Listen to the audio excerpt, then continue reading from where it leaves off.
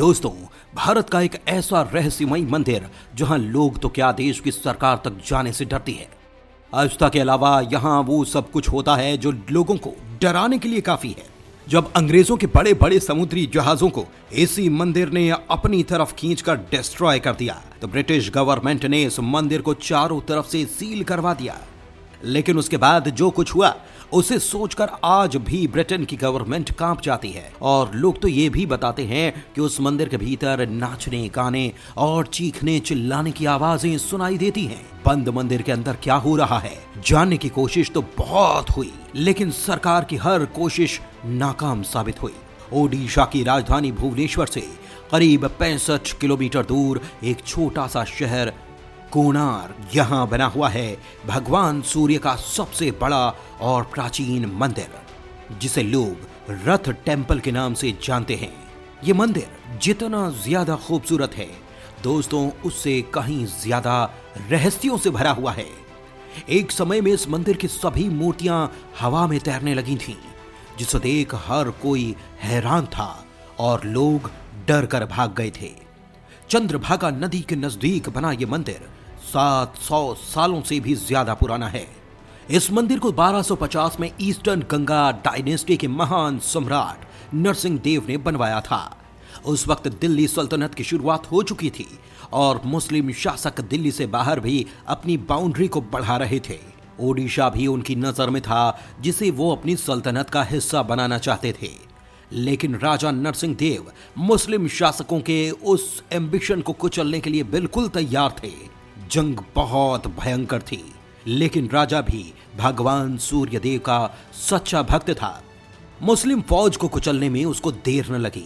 दोस्तों, कहा जाता है कि उसी जीत की खुशी में राजा नरसिंह देव ने सूर्य देव का ये कोणार्क मंदिर बनवाया था।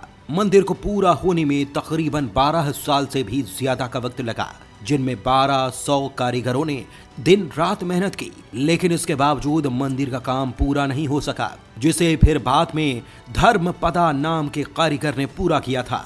जब मंदिर पूरा बन चुका था तो कारीगर चंद्रभागा ने नदी में कूदकर अपनी जान दे दी, लेकिन अपने पीछे एक सवाल छोड़कर चला गया कि आखिर उसने आत्महत्या क्यों की।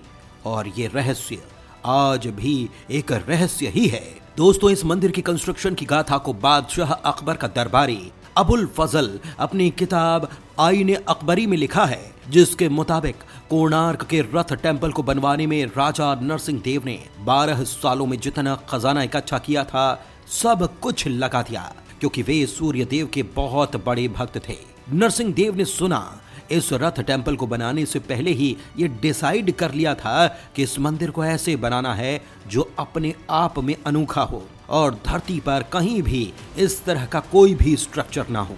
राजा की इसी चाहत को पूरा करने के लिए कारीगरों ने अलग अलग तरह के टेक्निक्स पर काम किया और फिर आखिर में एक सबसे नायाब तरीका निकाला गया मंदिर को बनाने में। मंदिर बनाने वालों ने यह तय किया कि मंदिर में चुंबकीय पत्थरों का वो इस्तेमाल करेंगे और पूरे मंदिर में 52 टन चुंबक को ऐसे लगाया गया कि दोस्तों, यहाँ की सारी मूर्तियां हवा में तैरती थी।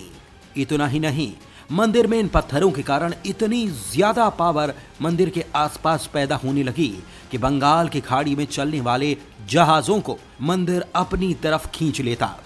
यह सिलसिला अंग्रेजों के समय तक चलता रहा और इसीलिए बंगाल की खाड़ी में जहाजों का चलना बंद हो गया। इस बीच से अंग्रेजों का बहुत ज्यादा लॉस हो रहा था और इसीलिए उन्होंने मंदिर के 52 मैग्नेटिक पत्थरों को हटवा दिया। लेकिन इस कारण से मंदिर भी टूटने लगा और फिर इसे बचाने के लिए साल 1903 में अंग्रेजी सरकार ने मंदिर के गर्भगृह में बालू और पत्थर भर के इसे सील करवा दिया।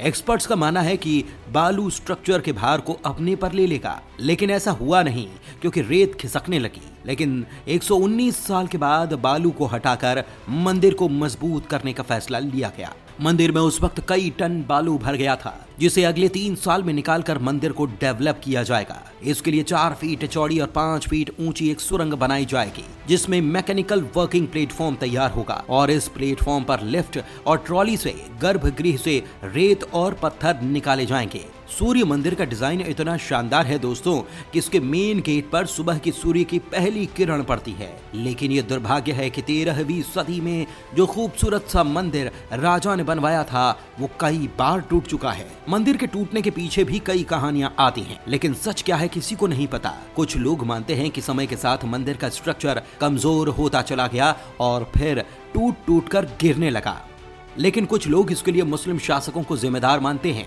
उनका कहना है कि 15वीं से 17वीं सेंचुरी के बीच मुस्लिम राजाओं ने कई बार मंदिर पर हमला किया, यहाँ के खजाने को लूटा और मंदिर को भी तोड़ा। दोस्तों, मंदिर के आर्किटेक्चर डिजाइन की बात करें तो कलिंग शैली में से बनाया गया है। डिजाइन करते वक्त इस बात का ख्याल रखा गया कि इसे भगवान सूर्य के रथ का शेप दिया जाएगा और इसीलिए बड़े बड़े पत्थरों को आपस में इस तरह से जोड़ा गया कि ये रथ की तरह नजर आता है, जिसमें 12 जोड़ों में 24 पहिए लगे हैं। इन पहियों को धूप कड़ी कहा जाता है क्योंकि पहले इन्हीं पहियों की छाया के आधार पर समय का अंदाजा लगाया जाता था।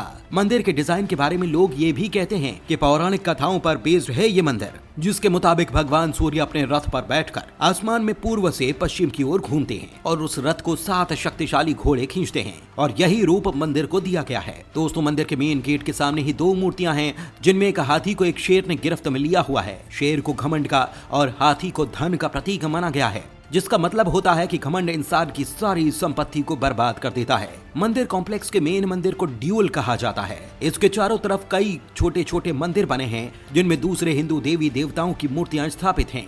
ड्यूल के ठीक सामने आपको एक बड़ा सा असेंबली हॉल नजर आएगा, जहां पर लोग आरती के वक्त या फिर किसी बड़ी बात पर डिस्कशन करने के लिए बैठते हैं।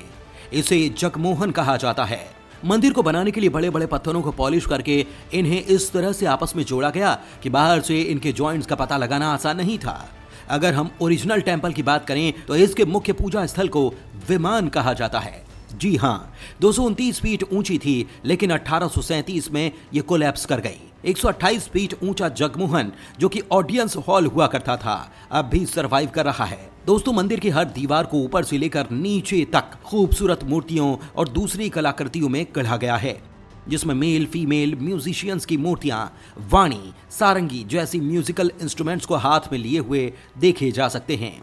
इसके अलावा इन दीवारों पर हिंदू देवी देवताओं, अप्सराओं, जानवरों और पेड़ पौधों की ढेर सारी नक्काशी देखी जा सकती है। वैसे दोस्तों, भले ही इस मंदिर को 13वीं सदी में बनाया गया, लेकिन ये कहा जाता है कि यहाँ पर एक सूर्य मंदिर आदिकाल से ही मौजूद था। दरअसल माना यह जाता है कि एक बार श्री कृष्ण के बेटे सांबा ने नारद जी से बदतमीजी कर दी, जिस वजह से नारद मुनि काफी नाराज थे और उन्होंने सांबा को ये श्राप दिया और उस कारण सांबा को कोढ़ हो गया। कोढ़ से मुक्ति पाने के लिए सांबा ने 12 सालों तक चंद्रभागा नदी के किनारे भगवान सूर्य की घोर तपस्या की, जिसके बाद सूर्य देव प्रसन्न हुए और सांबा का कोढ़ भी ठीक हो गया। उसी वक्त दोस्तों, सांबा को नदी में भगवान सूर्य की एक मूर्ति मिली, जिसे इन्होंने कोणार्क में स्थापित करा दिया, जहां पर आज रथ टेंपल बना हुआ है। दोस्तों, कोणार्क का ये पावन मंदिर काला नजर आता है और इसीलिए इसे ब्लैक पगोडा भी कहा जाता है।